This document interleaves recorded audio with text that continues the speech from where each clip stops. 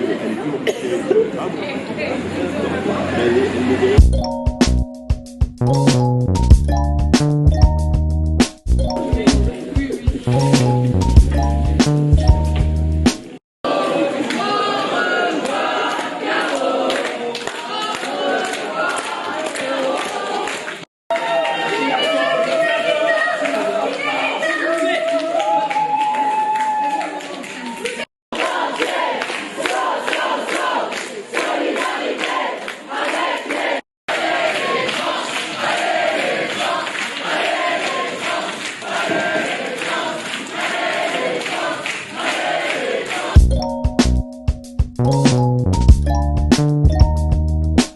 qui vient, c'est une professionnelle de la santé, me semble-t-il, qui a écrit un bouquin qui s'appelle La fabrique de l'enfant transgenre. Pourquoi on est là? Parce qu'en fait, sa méthode de recherche est absolument transphobe.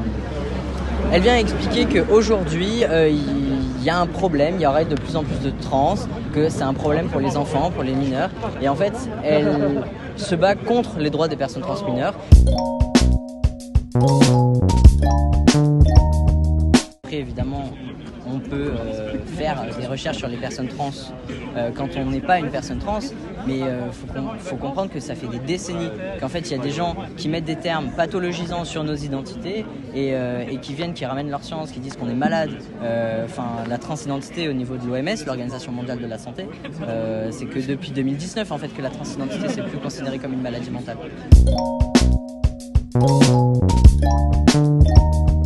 On s'est rendu compte que la binarité de genre, elle n'existe pas dans la biologie.